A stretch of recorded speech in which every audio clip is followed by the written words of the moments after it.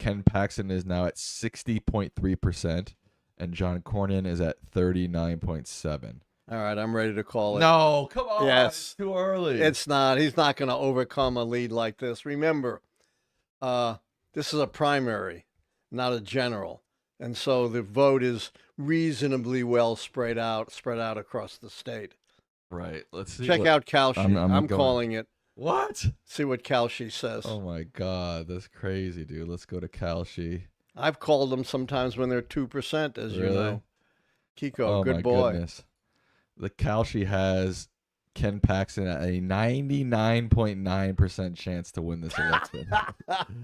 So maybe my call isn't as far out as one might think. Maybe not. But, you're talking about a 20-point plus lead. That's not going to be erased. So on May 17th, it was about 62% chance that Paxton was going to win. And by the 20th, about a week ago, a little less, it jumped to 94. Is that when Trump made his endorsement? I don't know the exact date, but yeah, this is right around the Trump endorsement. You can see this massive bump in the odds here. Yeah. So you're saying sure it's over? It's over. I'm calling it. Well, that was kind of anticlimactic. I know. But, out of my 25 calls, I was wrong once. True. So I could be wrong again. And there are other races that are really important here. Cornyn is winning Kennedy County, which has 50% of the vote in, and there's 3 votes. Is that real? Is that true? There are some counties in Texas with just a handful of people. So there's 6 people. There are hundreds of counties in Texas. So there's 6 people voting in this county? That's very possible. Holy moly. 70% of the vote is in, and we're at 38 votes. There you go. Anything from Houston or Dallas? Houston is what's the county in Houston? Do you know? Harris, right? Harris County. Nothing from Harris. Nothing from Travis, which is Austin. Travis might go for Cornyn. Tarrant. Dallas is Cornyn's ahead by less than a point. Oh, yeah. See, he's got to win big in the urban areas. I mean, because Paxton is going to do well in the rural areas. But as you said, there's the biggest vote center is Houston. Right. And but so you already called that could turn things around. Kalshi has it at 99.9%. You don't think it's going to turn it around? I already called it, but I could be wrong. Yeah, he's ahead. He is ahead in Dallas County, but barely less than a point. A little more than a point. Is that true? 50% of the vote is in, and there's only like 45,000 votes in Dallas County. That's really surprising. Is that? You think some of these are off? Remember, maybe? it's a Democratic area too, and this is a Republican primary. But still, yeah, that looks like way too low to me. Dallas County. So they're saying that basically 80,000 votes in Dallas County. That's it. No, 100,000. It's 46 or so already, so 90 some odd thousand. Yeah. For Republican primary, that's possible. Plus, I think Trump took a lot of the drama out of it. Right. When he endorsed, because they were neck and neck. Yeah. As you said, they were dead even in the primary. Cornyn was maybe 1 point ahead. We just got a jump to 19%, and Cornyn went up. I mean, not Cornyn. Paxton went up. Yeah. Well, not much tension there, folks. But there are some interesting House elections. My old friend Al Green. Remember, Texas took an already gerrymandered set of congressional districts and further gerrymandered them. And one of the things they did was make Democrats run against one another in heavily Democratic districts. So are there any House results in yet? Let's see what we got here. That's, I think, where a lot of the drama is going to be. The U.S. House District 18 is a big one. It's my old friend Al Green. Yeah. Who's about my age. He's about 79. People are wondering, is he too old? against an upstart Democrat. You know, they're both liberal African American Democrats, so in the scheme of things, it's not going to change the composition of Congress. But Al Green has been the single most antagonistic member of the House when it comes to Donald Trump. He's been pushing for Donald Trump's impeachment almost immediately after Donald Trump took office in 2017. Yeah, and he was escorted from the floor of Congress during one of Trump's State of the Union speeches, because shouting for him to be impeached. This is Texas 33. Colin Allred. He ran for Colin Allred ran for governor or Senate. Senate, but pulled out. Oh, I think it was Senate. I think it was governor. It might have been governor. It might have been governor. Let me look that up. Yeah, he's ahead right now. Yeah, I think it was governor that he pulled out of. Crockett was the one who pulled out of the Senate race. I think you're right. I think it was governor. Well, she didn't pull out. She lost. Well, in effect, she pulled out, kind of. How does No, she lost. What do you mean know. she pulled out? She ran. They had the election and she lost. I think she kind of gave up, but that's another story. Well, yeah. You mean? I think he ran for governor. Let's see. Anybody in the chat? No. We must have people from Texas. No, Senate. It was Senate. Yeah. Okay, so I was right.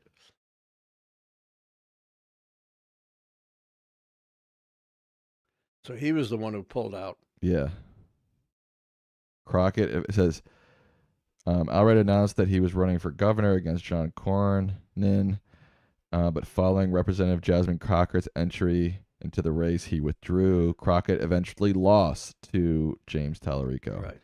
It doesn't say that she eventually pulled out. I know. I didn't say she formally pulled out, but oh, stop this. I said she kind of gave up, kind of like the Cleveland Cavaliers. Oh, okay. Go Knicks. How about my Knicks? How about them? 11 in a row, the biggest differential in points for 11 games ever, whether playoff or regular season. How about that? Pretty good. Pretty amazing. So why does this matter? Just because Colin Allred is a major figure in Texas Democratic politics. Oh, okay. Oh, thank you to Free Throw Guy for gifting 5 memberships. Nice.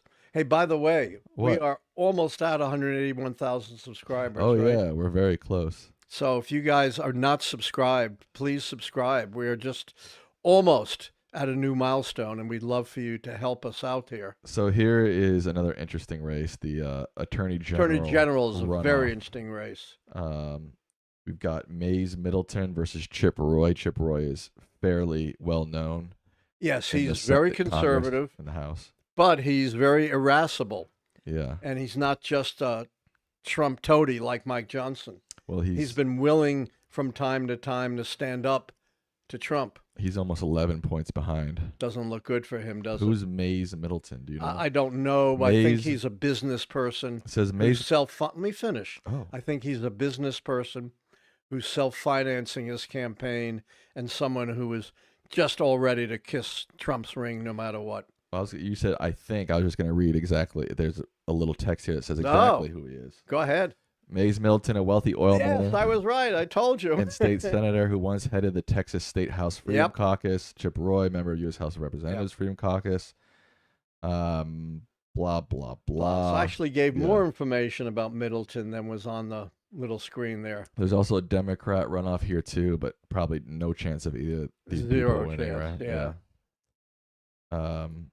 So Middleton is just under 10 points ahead. Doesn't look good for Chip Roy. It just shows you how much enormous power Trump has within the Republican Party. But that doesn't translate into general election power. As you saw, there were so few votes in, a huge county like Dallas County. These are the most MAGA of the MAGA who vote in Republican primaries. They are not even remotely indicative of the electorate in a general election. But I've been seeing a lot of people online, especially left-wing commentators online, saying, "Oh, MAGA's over, MAGA's done with. Look at the split that's happened with Carlson. Look at the split that's happened with Candace Owens, et cetera, et cetera." It seems like, at least within the party, Trump's got a stranglehold on this party still. Absolutely. And remember, I've said this many times, it's not only because they're afraid of him, it's because they agree with him. Right. It is a MAGA party. The party is in sync with Donald Trump's views, policies, and decision making. So here's the Texas lieutenant governor primary runoff. I don't know anything about these candidates, Just to tell you between the truth, Dems. but it looks like it's so. It's a blowout by Vicky Yeah. Goodwin. Now there's another interesting House race. I'm not sure what district it's in, but Okay.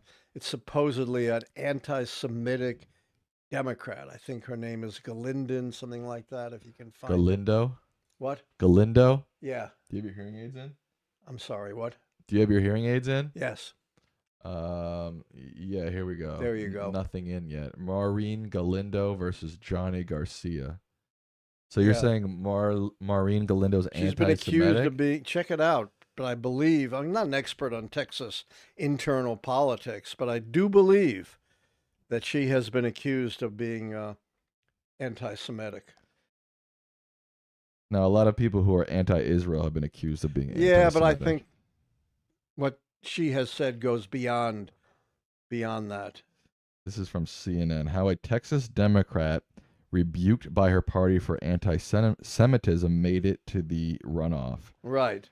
She's That's a- what I had heard as well. She's That it a, wasn't just anti-Israel, it was actual anti-Semitism. she's a sex therapist.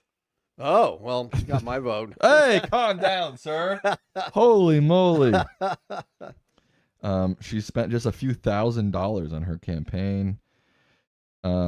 She raised alarms by her use of anti-Semitic tropes while criticizing Israel. Yeah, I thought it went just beyond criticizing Israel to actual anti-Semitic statements. Hey, a big 74 votes are in. Galindo denies that her remarks are anti-Semitic. I don't know if that helps at all. What did she say exactly? I don't, as I said, that's deeply in the weeds of Texas politics. Down in the weeds of West Maybe you could Texas find politics. it, but I have no idea specifically what she said. It's pretty good that I was able to come up with the fact Yeah, that is pretty good. I gotta into the say. weeds here that she was accused of anti-Semitism. Yeah. She blames local journalists twisting her words after anti-Semitic accusations. We know what the words were. I'm still trying to find it. Yeah. She made a post on Instagram that if elected to Congress, she would, quote, turn Carnes ICE detention center into a prison for American Zionists and former ICE officers. That's anti-Semitic. Wanting to imprison Zionists. That goes beyond just criticizing the Israeli government. That's pretty crazy. That's pretty bad. That's pretty crazy. Yeah, that's really bad. And how do you twist those words? Yeah, I don't know. The words speak for themselves. That's Donald Trump's. It's fake news. You're twisting my words. I never said that. She's claiming that she's against detention centers, and she was making a joke generally about detention centers. What was funny about it? I personally don't think it's funny at all. Yeah, that's another Trump excuse. I was just joking, when I said we should execute General Miley. Well, we only have 0.3% of the vote in so far. There's only 74 votes. I don't think you can conclude much. I'd be surprised if she won. How's my buddy Al Green? I don't think he's long for this world. That's 18. Yeah, I'm on 18. Christian Menefee is at destroying him. Oh, he's being 63%. Yeah, I mean, look how few votes there are. Now, these are both incumbents, so their districts were smashed. This is what the gerrymandering has done. And by the way, I just flashed tonight. I don't think it's the Supreme Court, but some judge in Florida has allowed the Republican gerrymander to go forward, even though by a huge vote, the voters of Florida a number of years ago put into the Constitution an anti-gerrymandering amendment. And they've been open right out front in saying, yeah, this is a political gerrymander. We've done this for political purposes, which is explicitly prohibited in the Constitution, not in the law, in the Constitution. But you've got Republican judges in Florida who are probably just going to twist themselves into pretzels and find some way of justifying it. Let me see if I can come up with the article about that and see how they were able to get around the anti-gerrymandering to enable gerrymandering. It's gonna be sad that Al Green's is gone. It's very sad. Especially just watching him during like State of the Unions, him going, him standing there and hooting and hollering. That was fun to watch. Yeah. Yeah, 99% of the vote is in, and he's done. He's done. I'm surprised they haven't called this. I'm calling it. Well, yeah, I mean 99% of the vote is not hard to call. Yeah. 99 expected votes in. DeSantis appointed judge allows Florida to use GOP gerrymander. Right. All right. Well, unfortunately, our friend Al Green's out. Yeah, he's probably the most colorful member of Congress, and I'm not setting any pun there, just in terms of his boldness, right. The boldest member of Congress, and the only one who is constantly good for generating real interest. Right. Back to the Paxton Cornyn. It is now 62%, 62.5% for Paxton, 37.5% for Cornyn. This might turn out to be a shellacking, huh? I think it will. Yeah. So this judge said the election machinery of the state is already underway. The primary is less than 3 months away and the general less than 6 months. The public interest weighs more in favor of certainty than a haphazard judicial mandate of discarded maps. Oh, of course, in Louisiana, the primaries were already underway and they stopped it to do their gerrymander. There's no more logic left in this country. There's no more logic. And how does that override the state constitution? His judgment about, what the public interest is? You can't do this under the Constitution, and they don't seem to care. This is a donation from Brendan Peters. They say, how many of Cornyn voters do you think are anti-Trump Republicans, and do you think a good chunk of these voters will break and vote for Tallarico? No, absolutely not. I'd be really shocked if some will. Some but a probably good chunk, no. Yeah, and a lot probably just won't even show up and vote. Well, but that's good. Let's hope that's the case.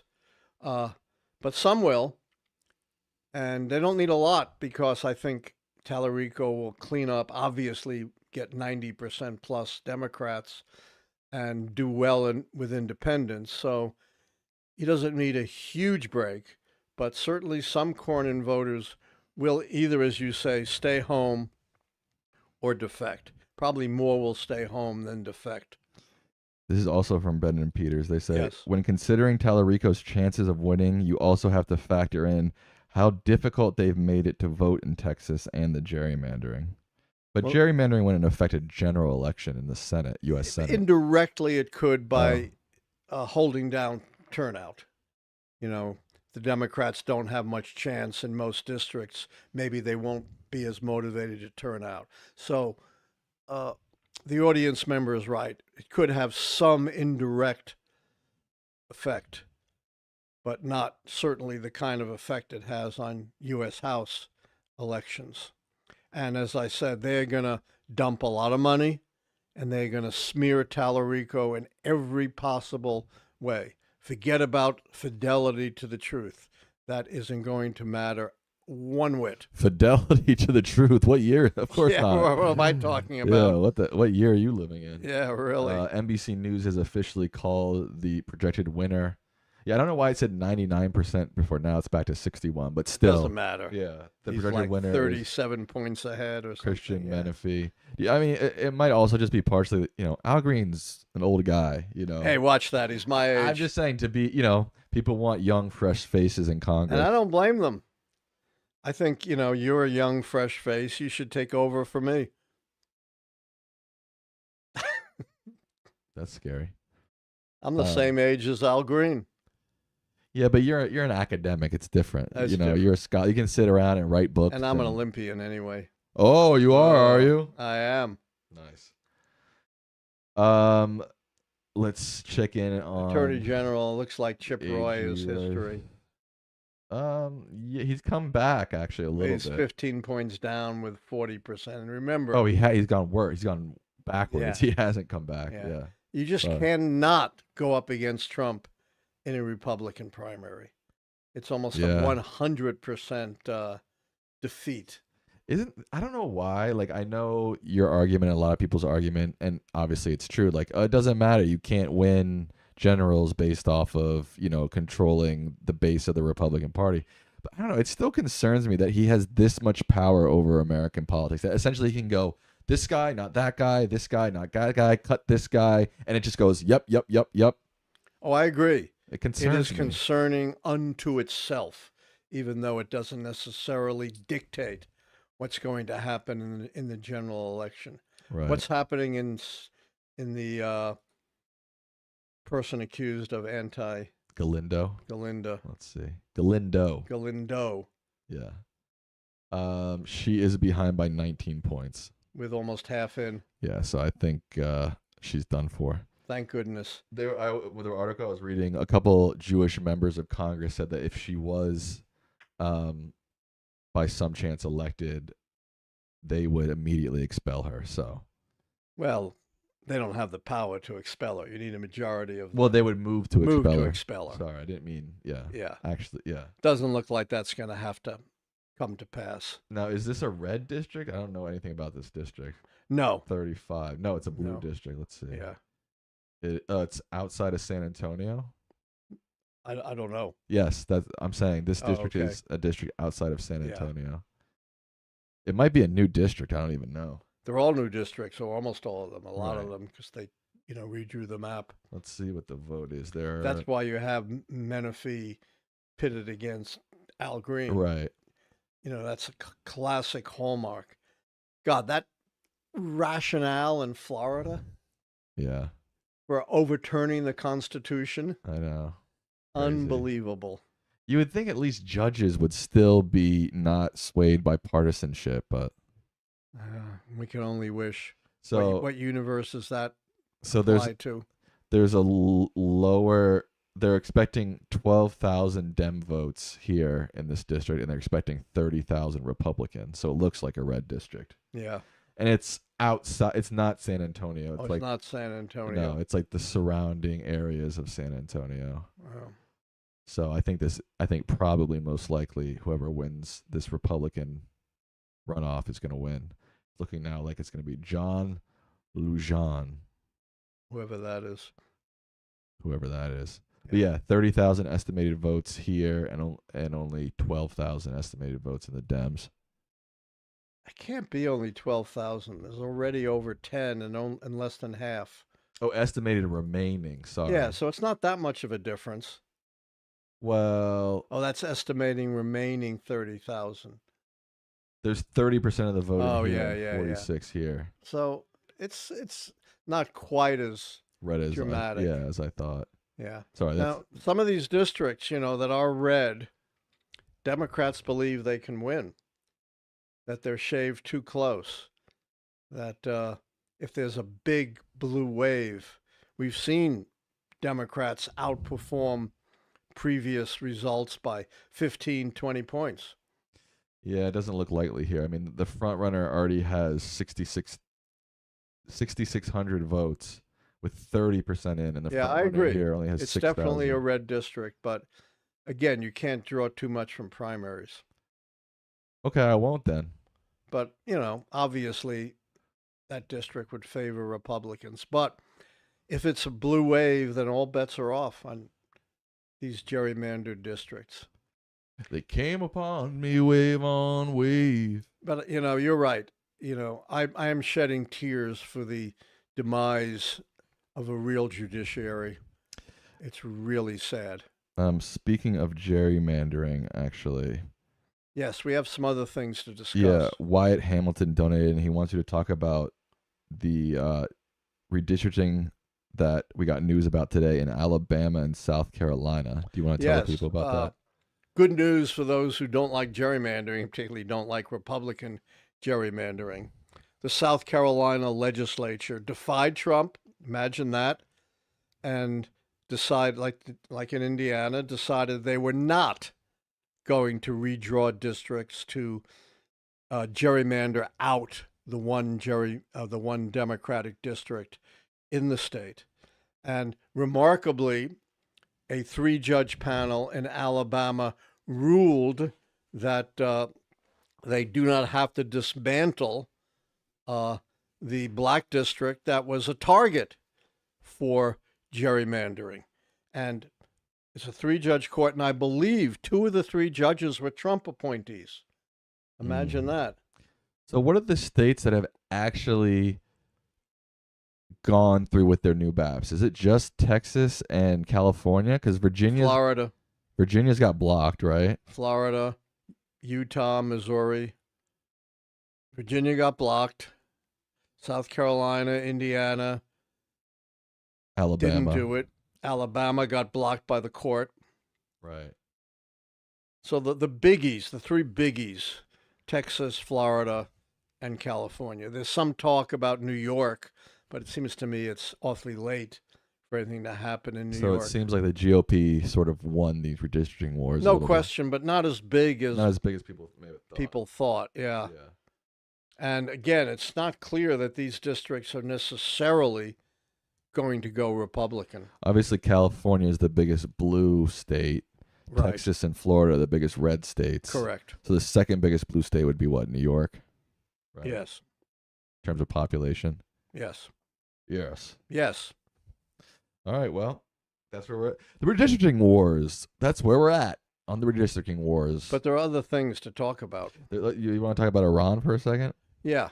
Let me intro it real quick. So on Saturday, Dad, this was May 23rd, Trump posted on Truth Social that an agreement had been largely negotiated between the U.S. and Iran. Wow, sounds like good news. But the U.S. then later said on Monday that it launched new strikes on southern Iran, targeting Iranian missile sites and boats in the region, and the Iran's Islamic Revolutionary Guard Corps, IRGC, said on Tuesday today it had down a U.S. drone and fired at a jet fighter that had entered their airspace. So we went from Saturday where Trump said deal's basically done to the start of the week, and the bombing and the fighting continues. Imagine that. How Trump has for months said we're close to a deal. The war is won. We're getting everything we want. Yeah. It's a disaster. They've gotten nothing, Seriously. zero out of this war except death and destruction, including, sadly, 13 Americans, thousands of Iranians and Lebanese, disruption of the world economy, pain for ordinary Americans with respect to prices in this country. That's what they've gotten so far out of months upon months of a war which Trump said, God knows how long ago, months ago, we've won, it's over. We're the victors. Well, a lot of independent commentators are saying Iran is the victor, you know, Sam? Yeah. That not only did they not dislodge the oligarchy, but it's stronger than ever. The opposition is in disarray, it's fallen apart. The Strait, which was open, Strait of Hormuz, which was open prior to the war, is no longer open. And there is a much greater chance that Iran, in any end of the war, will wind up with at least partial control over the Strait, something they did not have before Trump started this war. Right. And he has that moron, Pete Hegseth. What a moron. A moron. I'm going to say it. He's a moron. Say it. I'm not the first person to say that, of course. It's, you know. not a controversial thing to say, who has a totally moronic view of war and a horrible, evil view of war. He thinks the objective of a war is death and destruction, and that you've won a war if you wreak more death and destruction on the enemy. Not only is that morally reprehensible, it is a complete misunderstanding of how wars work, going all the way back to the doctrines of Sun Tzu or Clausewitz or any of the classic treatises on war. Can you measure success in a war by death and destruction, Sam? No. No. How do you measure it? By accomplishing your objectives. Exactly. You got to measure it strategically. Have you achieved your objectives in the war? We dropped more ordnance on the little country of Vietnam in the Vietnam War than we did in all the theaters of World War II. Right. And we killed probably more than 1 million Asians in that war. Yikes. Hugely more than American casualties, which were somewhere close to 60,000. And what good did all of that death and destruction do, Sam? Nothing. Who won the war? The Northern Vietnamese. Yes, we did not win that war, even though by huge margins we wreaked more death and destruction than did the enemy. And Pete Hegseth just has no concept, no understanding of what it really means to achieve your objectives in a war. That's why it is so tragic to have someone with such an evil, misguided philosophy heading the American military, not to mention his attacks on women and minorities in the military. His misogynist, racialistic views are not equally, but certainly also reprehensible. I cannot believe we have this individual. And forget about whether he's qualified or not. He's obviously not qualified, but that's not the point. The point is he is morally and strategically utterly misguided.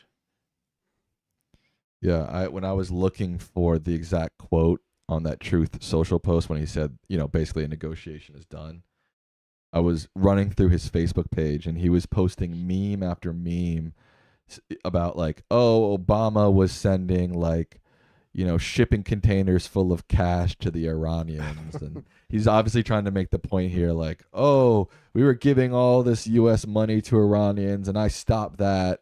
What's your response to that? We didn't give them any money. We unfroze assets, which is also part of the negotiation this time. And we stopped them for at least 20 years from developing a nuclear weapon. Trump willy-nilly pulls out, opens the door for them to start again to develop a nuclear weapon, promises a new and better deal. And whatever happened to that new and better deal, Sam?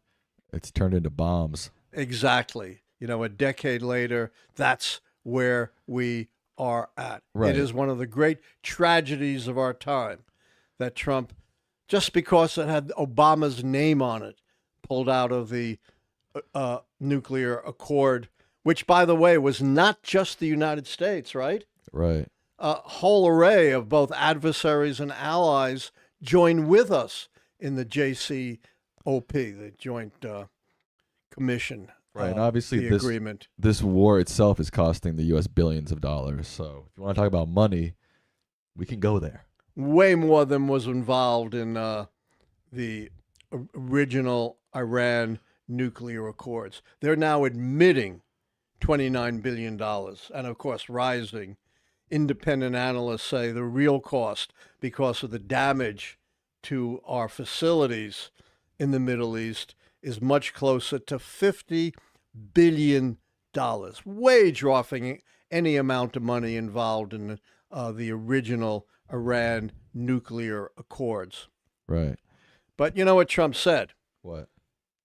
Anything good is me. Right. Anything bad is Biden. But now he's even gone beyond Biden, gone all the way back more than a decade to blame things on Obama. Oh, he's been doing that for a long time. Yeah, he has. It's Obama. It's Hillary It's Clinton's Clinton, fault. It's Biden's Franklin fault. Roosevelt. It's Al Smith. It's Woodrow Wilson. You name it. Harry Truman, Lyndon Johnson. Did you see they're having a UFC fight on the White House South lawn? I did. He loves violence. You know, this guy just celebrates violence. To defend the UFC a little bit, I do really like mixed martial arts, and I do find it can be an art. Now, do I think it's appropriate to have people fighting on the South lawn? No. But worse yet, he wants to pay off people who engaged in a violent attempted coup. That's what it was, an attempt to overthrow our government violently. Not only did he pardon them, he now wants to reward them for violently trying to overthrow the government of the United States. In essence, not just sanctioning, but rewarding violence. And many fear what he's trying to do is set up his own private goon squad, along with ICE at his bidding. And God knows, if Republicans lose in 2028, what kind of much worse reprise we may have of January 6th. The other thing with that I haven't seen a lot of people mention that I think is a big driving factor in all this for Trump as an administration is, they've been doing this for a long time, and this is part of the plan, but trying to erase the history of January 6th, right? This is another attempt to whitewash what happened, erase the horrific things that happened, and try to gaslight the American people into thinking that, it wasn't such a big deal what happened on January 6th. In fact, they've erased from government websites any information about January 6th. Crazy. It's gone. It's finished. It's over. But the only thing you're getting now from the government is the Trump view of it. Great patriots, a day of love, right? Who were saving the mistreated. country. Yeah. I think in the long run, history always kind of bubbles back to the surface. So even though in the short term, they may be getting away with it, I think in the long term, people will realize how horrific that day was. I'm contributing to this, one of my next books. How many books are you going to write, I have a book on everything, Holy 17. Moly. But nobody reads books anymore. Hey, they read mine to some extent. Oh, okay. This is on how violence has shaped American history, and I have a whole chapter on the violence of January 6th. So I'm contributing to making sure that we do not forget and distort our history.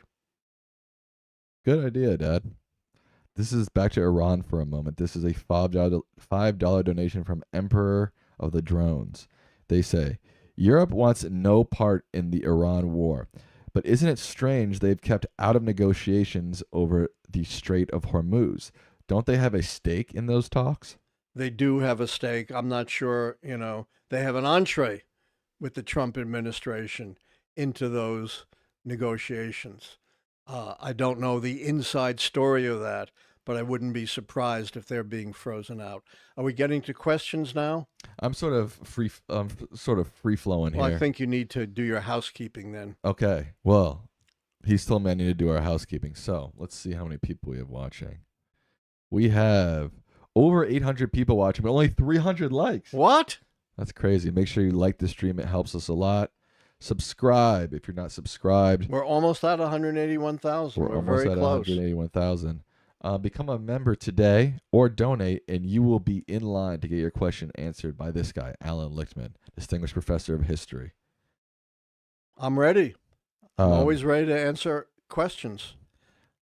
I was already throwing some your way, man. Yeah, it looks like, most of these primaries are over. Pretty much over, yeah. Are there any close ones? This doesn't look like it. This Republican one in Texas 35 is fairly close. Yeah, I don't know anything about that.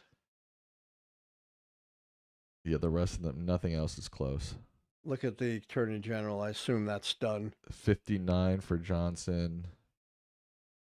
57, 43, yeah. 56, 43. Yeah. And 59, 40. Yep. So those are pretty much done. Yep. And how's our buddy Cornyn doing? We've already called it. But checking it out on Cornyn.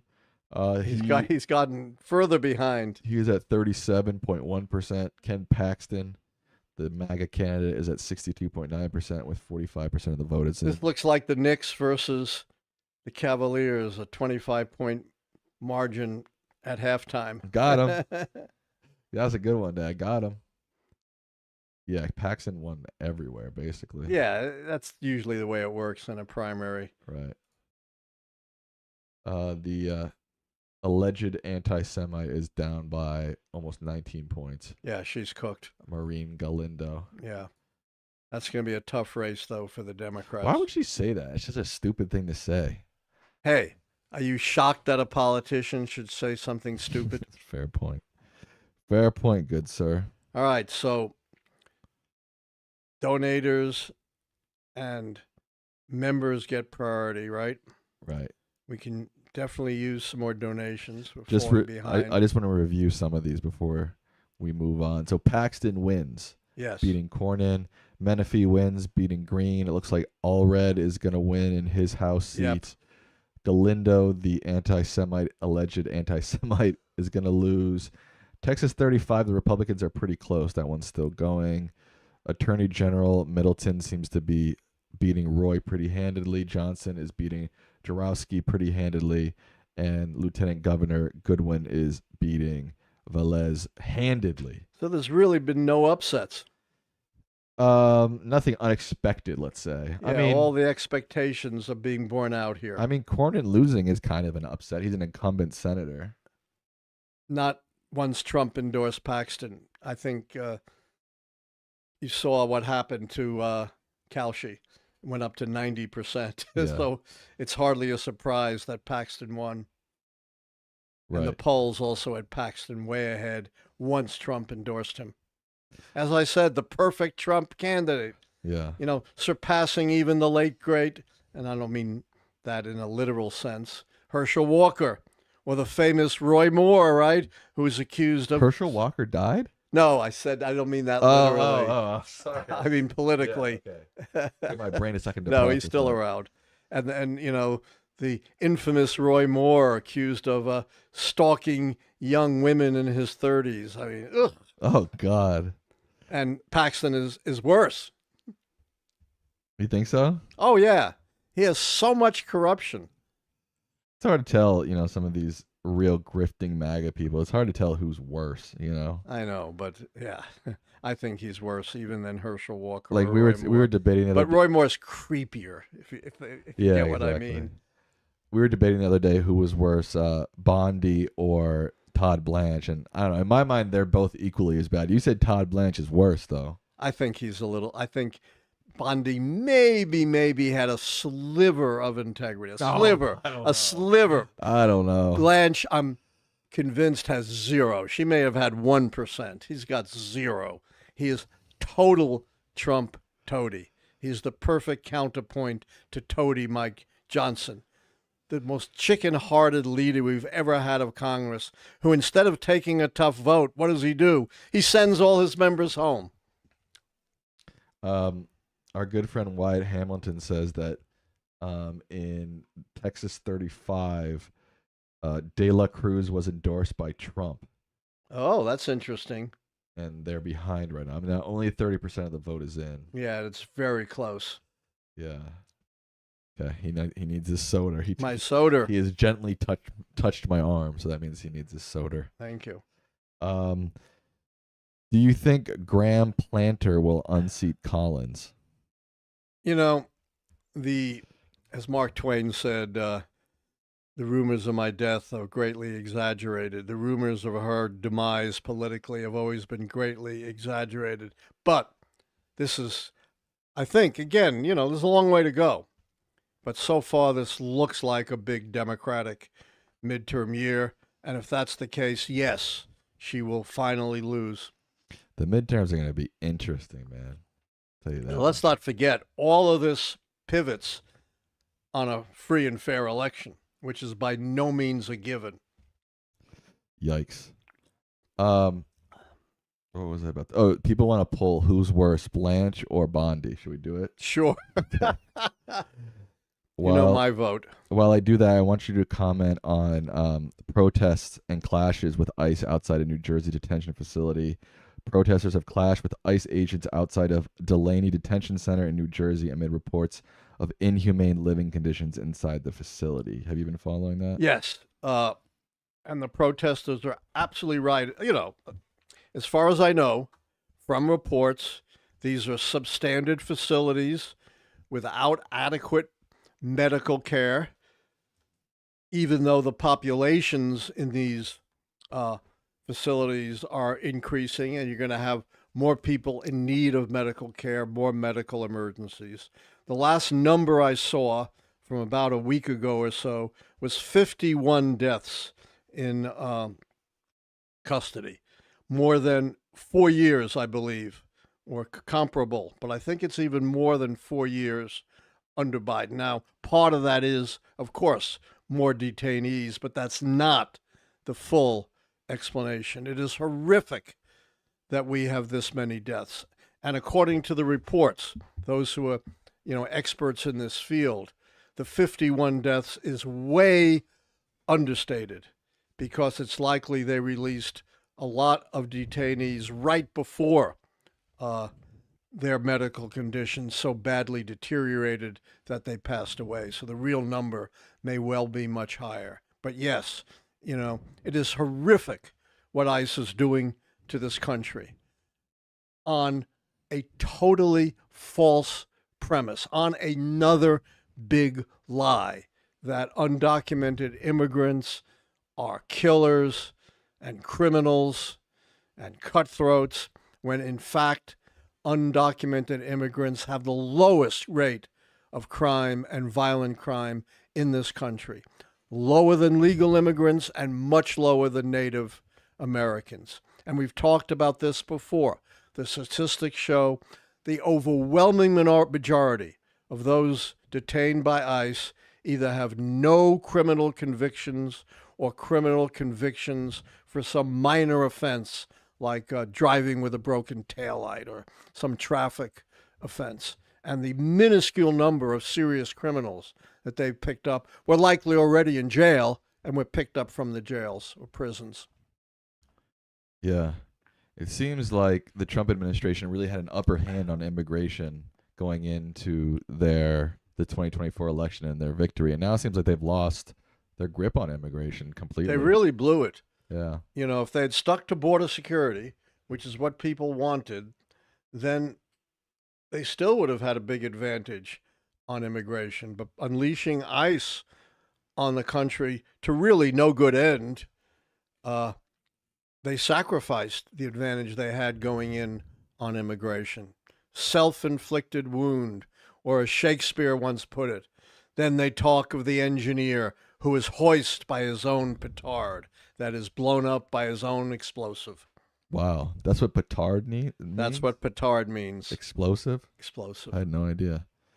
This is a question from Patrick Murray. Oh, our buddy. I want to give a shout out to George Politis, who gave a $79.99 Australian dollar donation. We appreciate Thank you, George. We really need these donations. But this one is from member Patrick Murray. How were the three musketeers able to persuade the four horsemen to uphold the New Delhi policies with a Republican majority? What does that mean? I don't even know what that means. I don't know what that means. How were the New Delhi policies? How were the three musketeers able to persuade the four horsemen to uphold New Deal policies with a Republican majority? I got it now. Sorry, my dyslexia kicked in hard there. The four horsemen of the apocalypse were these very conservative judges who were on the court at the time that FDR was putting into effect his New Deal policies. And they had struck down two important elements of the New Deal. The National Recovery Act, designed for recovery in the industrial sector, and the Agricultural Adjustment Act, designed for recovery in the agricultural sector. And there was real worry that they would strike down the big pillars of the New Deal. Most importantly, of course, the Social Security Act. And ironically, it was FDR, the Democrat, who was upholding strict construction of the Constitution and criticizing the court for going beyond that and putting their own conservative values into their decisions. Well, it turned out there was a critical shift on the court. It upheld the main pillars of the New Deal. FDR's court packing plan to save the New Deal never went into effect. And this led to the old saying of the switch in time to save 9. That is, not to have the court packed beyond the 9 justices. I want to give a shout out to Johnny Marshall, who's watching right now. All right. Now, where else would you get an explanation like that? Wow, you're a smart guy, man. No, now that you explain what it was, not New Delhi, but New Deal. Whoops. This is a $10 donation from CD No Handle. They say, book idea, prof. Something that why can't I read today? Yeah, authoritatively documents how deeply corrupt right-wing support justices were. Their legacies need to be trashed so people 50 to 100 years from now know. I'm probably not the right person to write that book, right, given that I'm, an expert witness in civil rights cases, and I'm not a lawyer. Well, if there's any other historians watching, maybe that's a book idea for you. Yeah. There have been lots of exposés of the court, by the way. Really? Yeah. This is from Turbid TG. They say, since Paxton is Texas Attorney General, can Paxton attempt to cheat? He's not anymore. He was removed, right? He was not removed. Oh, he wasn't removed. He was not removed. Of course he will attempt to cheat. In what context? In the midterms or what? Well, in his own general election, of course. Oh. I'm not sure what he can do, but I'm sure he'll try his best. So, it is now past the top of the hour. It's past 9 p.m. Eastern. All the polls are now closed in Texas. Down in the West Texas town of El Paso, I fell in love with a Mexican girl. One of the all-time great songs by the late, and I mean late in this case, Yeah, literally. Right. Marty Robbins. Marty Robbins. The polls are now closed in West Texas and El Paso. Not that it matters. Across the state. Not that it really matters. None of these, touted important races are even remotely close. Well, if you're just joining us, Paxton is the projected winner in the Senate runoff. By a wide margin. Yeah, he crushed. John Cornyn has lost. NBC News is now also projecting Menifee has beaten your good friend Al Green. Not surprised. They're saying that the Attorney General race, the Republican one, is too close to call, but I think Middleton. I'm calling it. Yeah, we've called it. Yeah. On the Dem side, on the AG race, the winner is Johnson, destroyed by 20 points, and Lieutenant Governor Dem runoff, the winner is Goodwin. Yeah, I don't know anything about these folks, except they're going to lose. I'm just giving people an update. Well, it's a good thing. They should appreciate what you're doing. Oh, thanks. This is from one of our long-term members, Secular Monk. They say, yeah.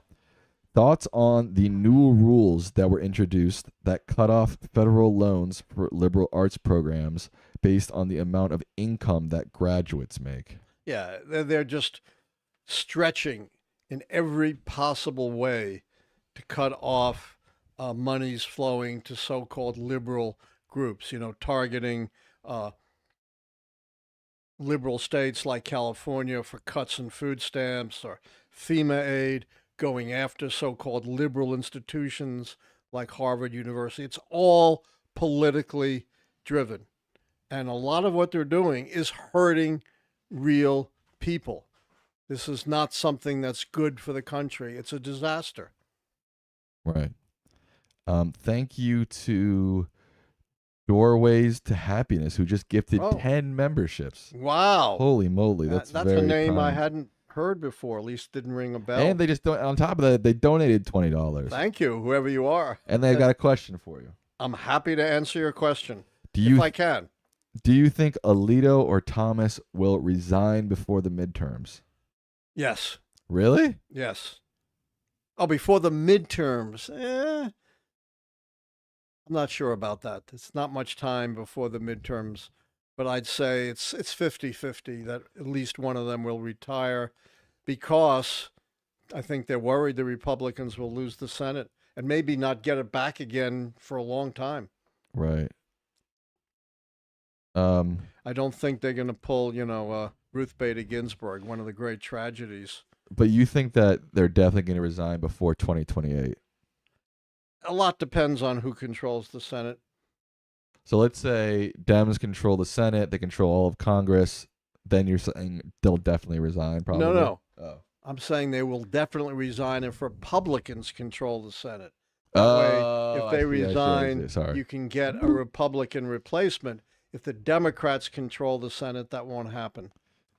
Thank you to Caesar Vidal for sending some gifts. We appreciate that. Thank you.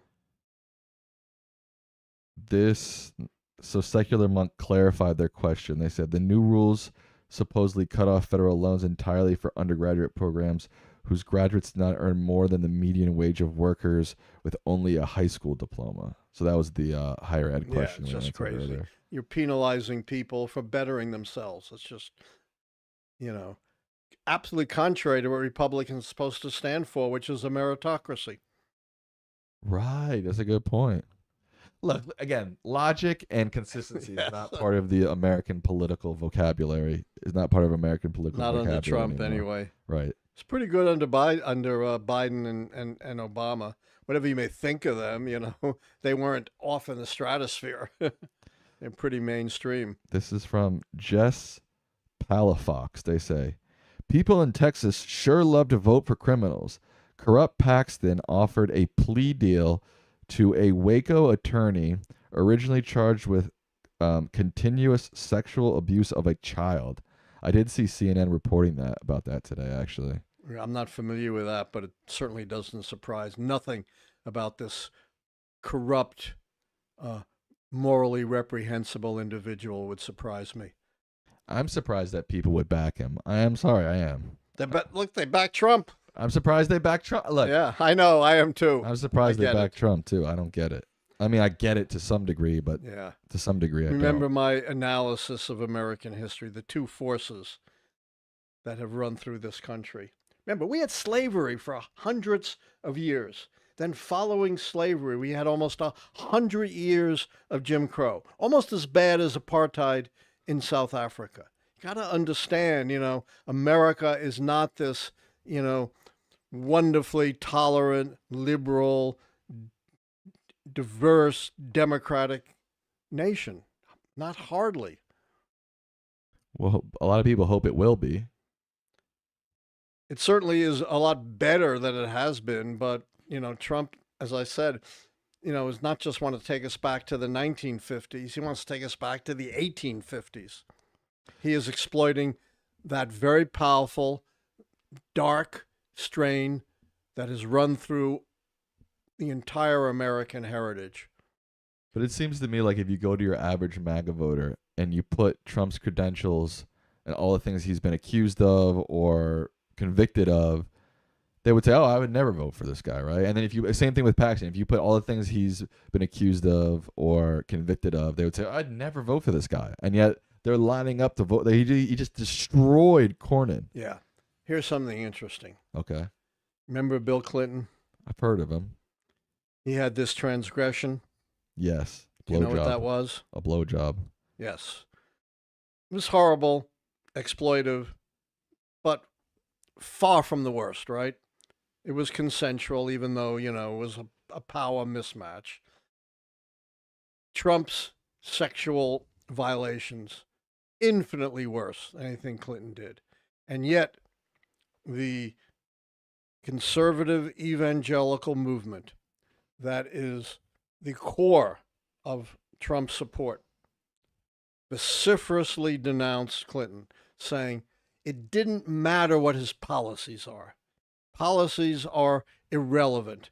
If you are personally immoral, like Bill Clinton, you are disqualified from serving in public office. I think that's a fair point, honestly. Yeah, and what have they done when it comes to Trump? I'm not saying that they followed up on that. Totally, completely 180 degrees turned around. Yeah. This is an interesting comment, sort of what I was getting at, from Beth Musgraves. She says, I live in Texas. I don't get it either. Especially because I live around so many people that call themselves Christians. There is nothing Christian about Trump or Paxton. I have a whole book on that.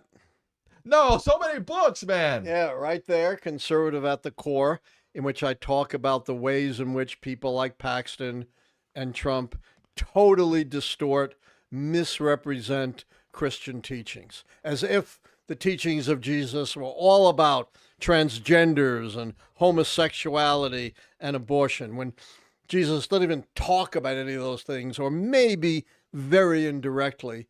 And they totally ignore 90% of his teachings, which have to do with the dangers of greed and wealth. Remember, it was Jesus who said, it is easier for a camel to pass through the eye of a needle than for a rich man to go to heaven. They totally ignore his teachings about turning the other cheek when it comes to violence, about fidelity to truth, about caring for the poor and the sojourner. 90% plus of Jesus' teachings are totally ignored and violated by these so-called faithful Christians. You know, interestingly, your favorite football team star quarterback got into a little bit of hot water by introing Trump during his speech in New York. And look, one of the most sickening things I remember is when Laura Ingraham told LeBron James to, shut up and dribble and stay out of politics. Look, this is America. I think anybody can speak on politics, insert themselves into politics, right? But Absolutely. But I also think you got to be ready for the criticism, right? And obviously Jackson Dart has gotten a lot of criticism for doing it. I'm not saying he should or shouldn't have done it. I'm just saying, look, if you're going to do it, you might get criticized for that action. But the interesting thing too is I think he just recently reposted one of the Bosa brothers encouraging him, telling him to do the right thing. And Jackson Dart reposted that message from one of the Bosa brothers, and next to it put like a Christian cross. And that really upset me again, because it's like, again, Trump has nothing to do with Christianity. Okay, dude, you want to go intro Trump in a speech. This is America. You have the full right to do that, right? And then people criticize you, and your defense is to repost somebody hyping you up and put the Christian cross next to it. It has nothing to do with Christianity. Nothing. Yeah. And let me also say, of course, everyone has a right to their opinion, but you got to be smart about it. He is the face of the New York Giants.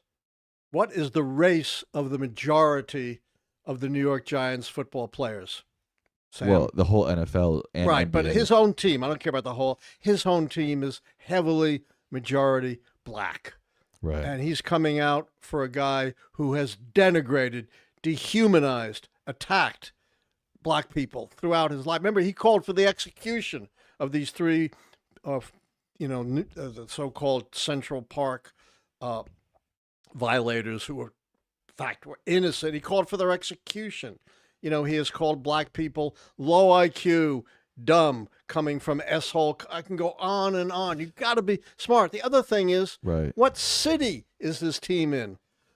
Technically, it's in New Jersey. Yeah, but it's the New York City. Whether it's overwhelmingly Democratic city, heavily minority. Right. Yes, you have your entitled to your own views, but is it smart to throw them in the face of most of your teammates and most of your fans? And I think what you did well there is you criticized him very directly. Look, you play in a sport that is majority black. This president has explicitly done things to undermine the black community, right? I think that's perfectly fair to do, right? Where, again, I thought one of the most sickening things I ever saw was when Laura Ingraham told LeBron James to shut up and dribble, right? Right. She didn't have any real core policy debate with him. She just told him, essentially black basketball players, stay out of politics, right? Right. Jackson Dart, you want to be in politics? Go ahead. But get ready for people to rebuke you, Exactly. And not to mention the fact that the entire Republican Party has been,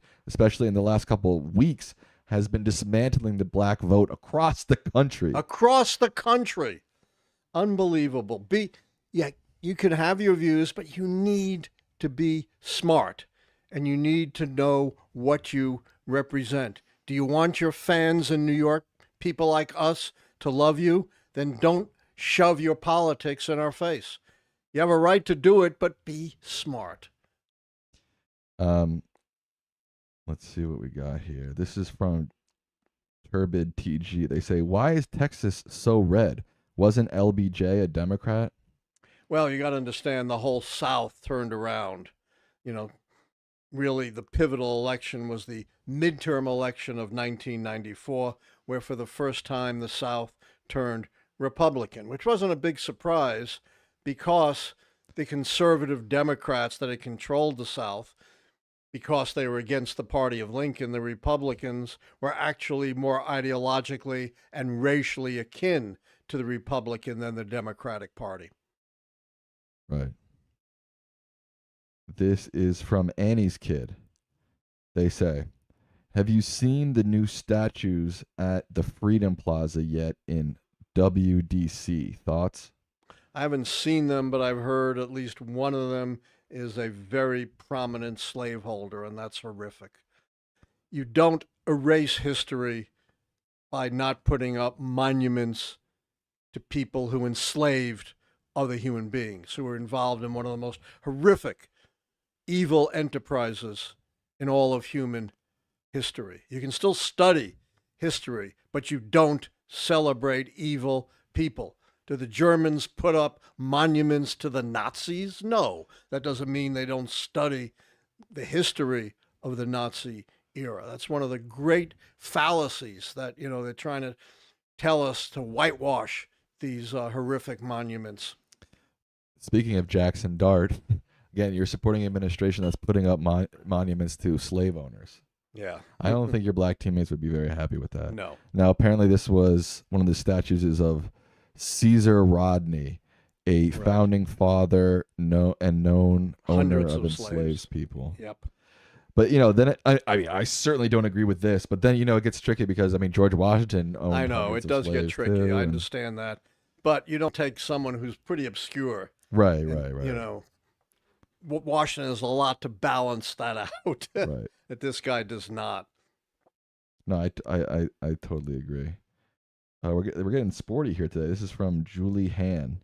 Do you agree with the idea that minority athletes should boycott SEC schools that are blocking and dismantling the black vote? Yes, I think, another book on this, believe it or not. No, you not on this one. Yes. You have a book on black athletes in the SEC? Sort of. Okay. My book on political violence has a section on how you can overcome the power of the establishment. And one of the things I talk about is the power of economic boycotts. The thing, back to the statues thing, the thing that really sickens me is you see people like in this administration, like Hegseth, right, taking down photos of black or female heroes or, military folk, right? And they say, oh, look, we're not, we want to be fair to everybody. We want, we don't want this DEI stuff. They're essentially doing DEI, but for Confederates. Yes, I've talked about this a lot over many, many years, that, they're so opposed to DEI, to affirmative action, and yet what they want is affirmative action for the right wing. Right, exactly. Literally. Literally. Not even the right wing. Like, again, some early founding father slave owner that no one's even heard of before, right? Right. I mean, it just shows you how big of hypocrites again. Again, I don't even bother. The word, you need a new word. It's not even not like strong enough. Trying to argue logic with the American right now is kind of a fool's errand, but it's just so infuriating. But you can't stop. You got to keep pushing. That's why I keep writing all these books. This is, wow, Doorways to Happiness is being very generous today. They have another donation, and they say, back to their justice question.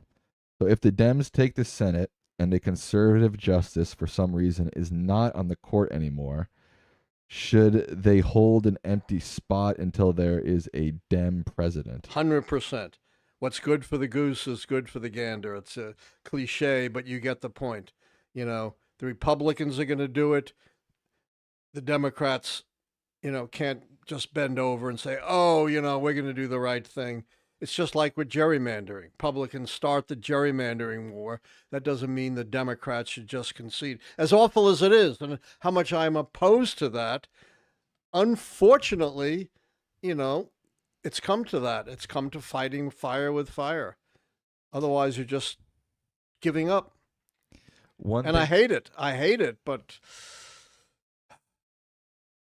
one thing back to the SEC schools, and if you don't know what SEC stands for, it stands for Southeastern Conference. It's basically one of the big Power 5 sports conferences of schools like University of Alabama, Tennessee, South Carolina, Texas, etc.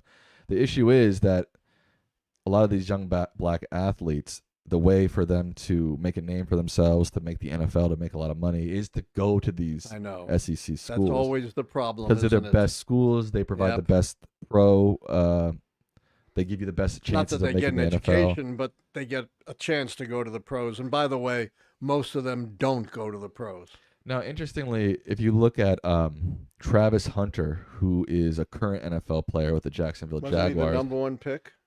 I think he was the number 2 pick. Yeah, he was behind the quarterback. But coming out of high school, I think he was a top 10 recruit, 5-star athlete.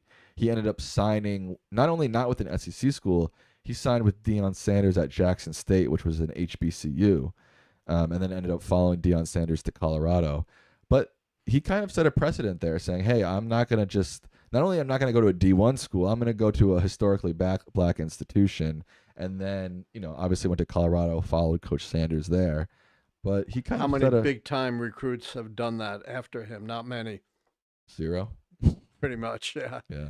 But my point is, he still became the 2nd pick in the NFL. It didn't affect his draft stock at all. Right. Like you said, a lot of these guguys who do go to SEC schools, the majority of them don't make it to the NFL anyway. And if they don't get a good education, they're left by the wayside. All right. We've been on for what, an hour and 25 minutes? Yes, you ready to wrap it up? I'm ready to wrap it, unless we need to check our poll. Oh, right. I forgot about our poll. Our poll. Oh, yeah, this is from earlier in the evening. Who's worse, Pam Bondi or Todd Blanche? 41% say Pam Bondi, 59% say Todd Blanche. Okay. Well, to be fair, I said they're equal. Yeah. It's cutting it pretty finely to distinguish between the two of them. They're both awful. I saw somebody put in the chat they didn't vote because they think they're both equally bad. It's really a very fine point. Yeah. All right, so a quick wrap up of the Texas election tonight. Paxton beats Cornyn big handily. Time. Menifee beats your good friend Al Green, who's handily out. Colin Allred looks like he's headed for a victory. Garcia is beating the alleged anti-Semite by a lot. De La Cruz, who was behind and is the Trump candidate, is now way ahead. So it looks like De La Cruz is headed to a victory. Big surprise, yeah. Middleton is over 10 points ahead. Looks like they're going to go to a victory, even though NBC News says too early to call. Johnson. I'm calling. Yeah, you're calling. Johnson, Attorney General, and Goodwin, Lieutenant. So looks like Trump's grip on the Republican Party is concrete, Dad. Yes, he seems to, have a 90% plus success rating. Not surprising, as I've said, Republican primary voters are the most MAGA, even among Republicans. Right. But keep in mind that Trump preferred candidates in the general election are not necessarily in the primaries rather, are not necessarily the best general election candidates. These tainted candidates like Paxton, we saw both Roy Moore and Herschel Walker losing in southern states, with Roy Moore losing in deep red Alabama, which is that was crazy. Quite amazing. So, they may be cutting their own throats with these kinds of candidates. Maybe so. Look, the midterms are going to be interesting. And look, we're going to cover them all right here. So make sure you stay tuned into the channel. Subscribe if you're not subscribed. Make sure you like the stream. It helps us a lot. Make sure you donate. Donator. Was that your final words to the people? Yes, my final word is... Wait, Dad, what are your final words to the people? These primaries are interesting. They do show the most MAGA of MAGA are under Trump's thumb, but the Republican Party may well come to regret it like they did with candidates like Herschel Walker and Roy Moore. All right, folks. Good night.